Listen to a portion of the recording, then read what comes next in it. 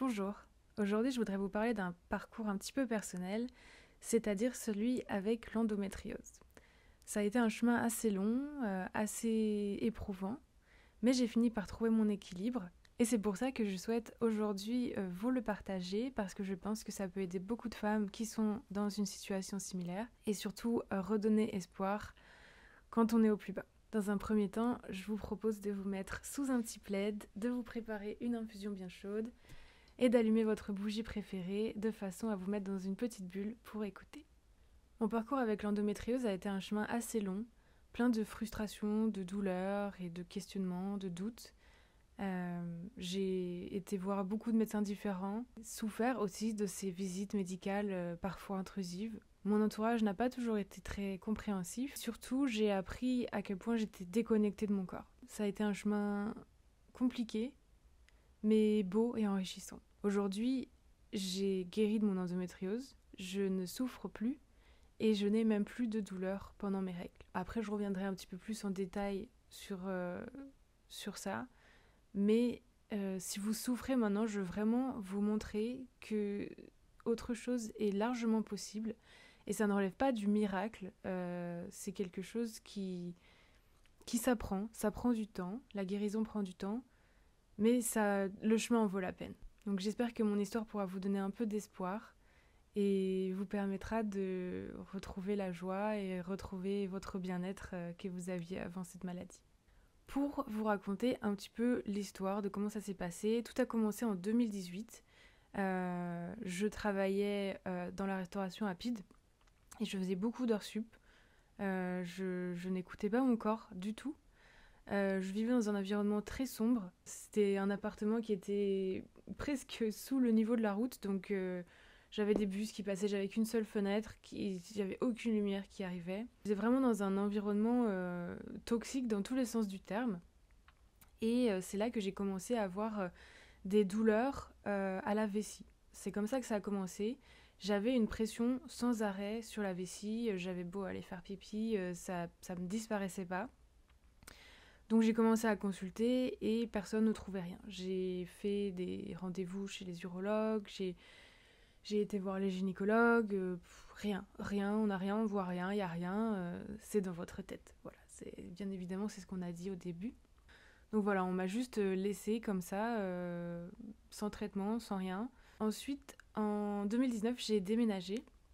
Là, j'avais enfin un appartement qui était très lumineux, très grand, très spacieux, donc c'était vraiment un gros changement pour moi. Et je pense que moi, ça m'impacte beaucoup. L'environnement dans lequel je vis m'impacte énormément, donc c'est pour ça que je me permets d'ajouter ces détails. Et là, je continue encore à travailler dans la restauration rapide, toujours avec des heures sup. C'était un travail très physique, parce que je travaillais sur 3 étages différents. Donc tous les jours, je montais, descendais les 3 étages, je réceptionnais les livraisons. J'en demandais beaucoup à mon corps au niveau des ports de charge, le fait de rester debout toute la journée, le fait de travailler en coupure, qui me correspondait pas du tout. Mais ça, je l'ai appris au fur et à mesure. Et ensuite, là, j'ai commencé à avoir vraiment beaucoup de douleurs menstruelles, vraiment très très fortes. Faut savoir aussi qu'à cette époque-là, j'avais beaucoup d'anxiété. Donc pour moi, tout est lié. Hein. Donc quand j'ajoute un détail, c'est parce que pour moi, c'est un tout. Et c'est important de le prendre comme un tout et non pas de séparer les symptômes. Parce que notre corps, quand il nous crie écoute-moi, c'est parce qu'il y a quelque chose qui ne va pas dans notre vie en général. À ce moment-là, j'ai commencé à avoir vraiment beaucoup de douleurs, du coup, surtout toujours à la vessie. J'ai encore fait des tests, il n'y avait rien. Et là, au fur et à mesure, les douleurs ont commencé à être de plus en plus invivables. C'était à se tordre. Enfin, vraiment, je me tordais, je ne pouvais plus aller au travail. Ça a commencé doucement, on va dire. Et puis après, ça a été crescendo, ça s'est amplifié. Je pense qu'au fur et à mesure que j'apportais mon attention aussi à ce problème, ça lui laissait la place de s'exprimer aussi. Ce qu'il faut savoir, c'est qu'à ce moment-là, je vivais des choses très difficiles dans ma vie personnelle. Que début du confinement, début Covid, je vivais aussi. Donc là, c'est pareil. Je mets tout dans un tout. C'est-à-dire que je ne m'écoutais pas, je n'entendais pas mon corps, je ne me respectais pas. Et et tout ça se transmettait aussi dans ma relation du coup avec mon corps et ma maladie.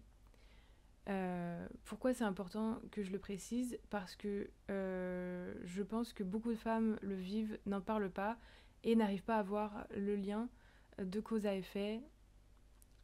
Donc voilà, au travail, je me dépassais constamment, je dépassais mes limites, je ne m'écoutais pas, je n'allais pas aux toilettes quand j'en avais envie, je ne buvais pas d'eau, je ne mangeais pas assez.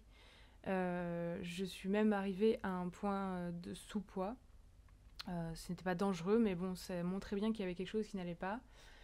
Et là, donc, j'ai une amie, enfin une collègue, qui elle avait son diagnostic d'endométriose, qui m'a dit, écoute, avec tout ce que tu me dis, tes douleurs, tes maux de tête, tes angoisses, les crampes insupportables, les règles abondantes, je pense que tu as peut-être l'endométriose.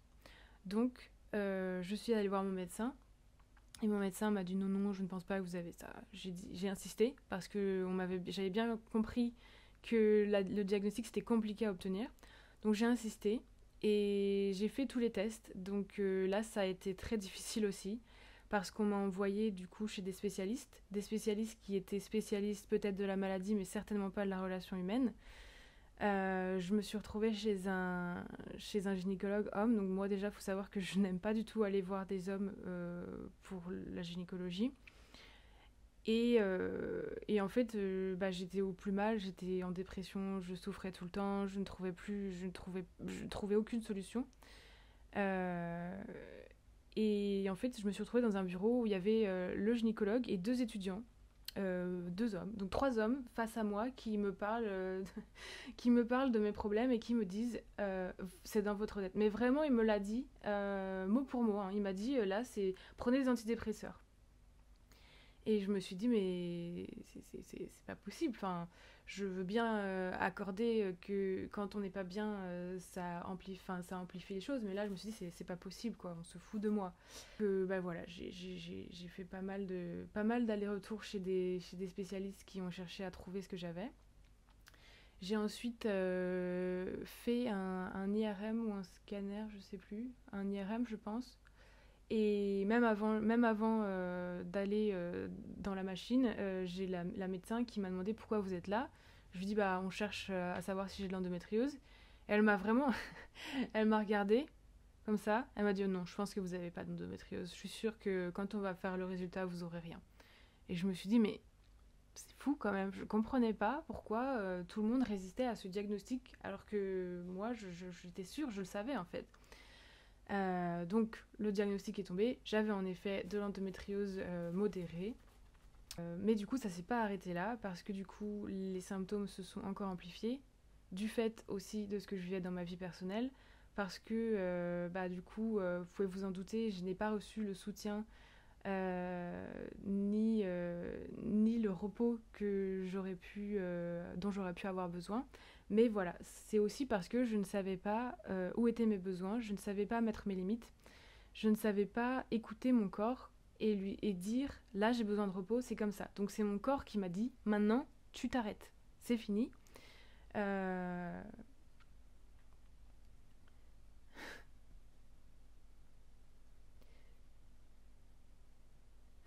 Et je le remercie énormément parce que ça m'a sauvé la vie, vraiment.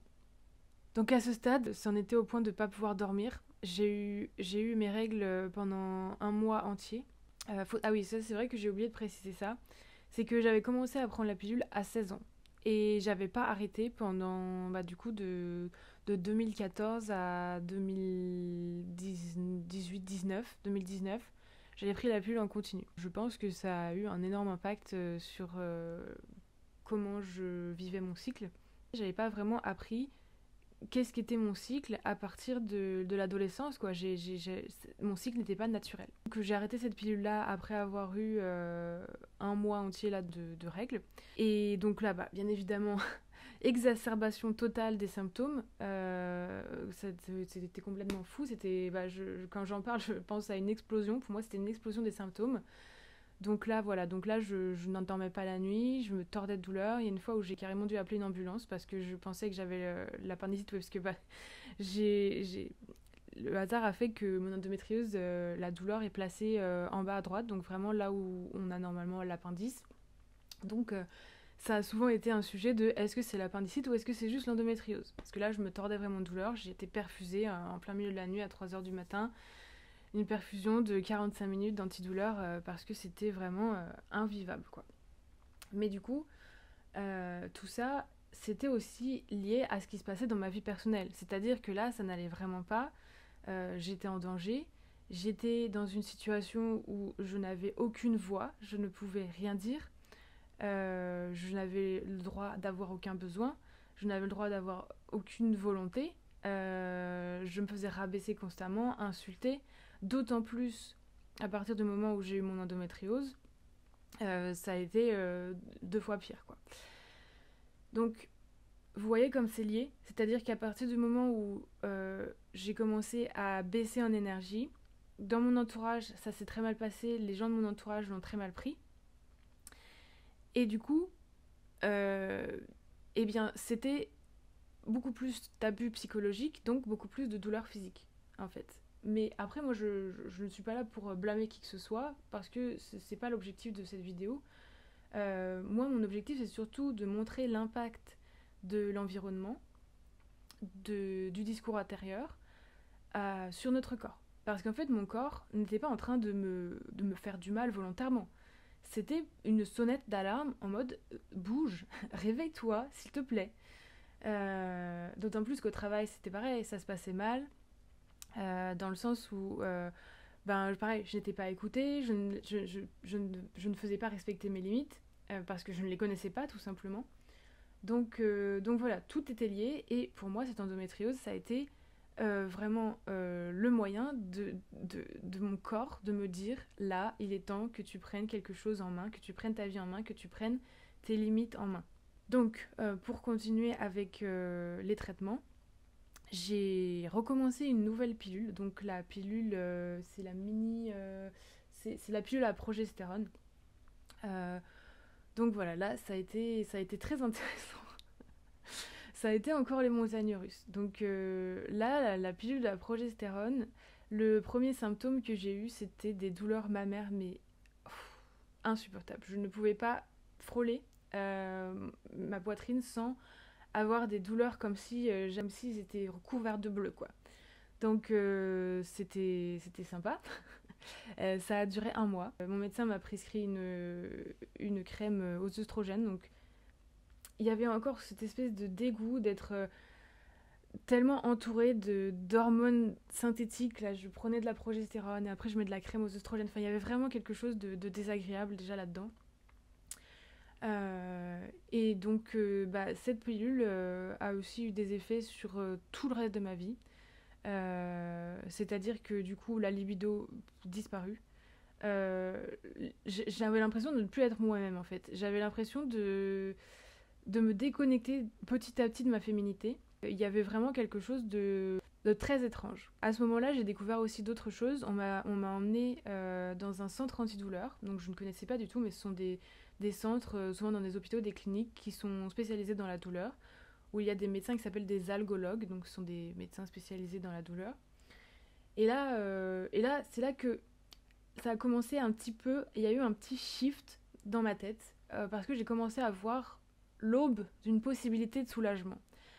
Ce médecin, il m'a fait de l'acupuncture dans le dos, il m'a laissé des aiguilles, en fait ce sont des aiguilles qui sont beaucoup plus petites que les aiguilles d'acupuncture. Ce sont des aiguilles qui sont censées rester plusieurs semaines dans votre dos. Ça m'a fait beaucoup de bien.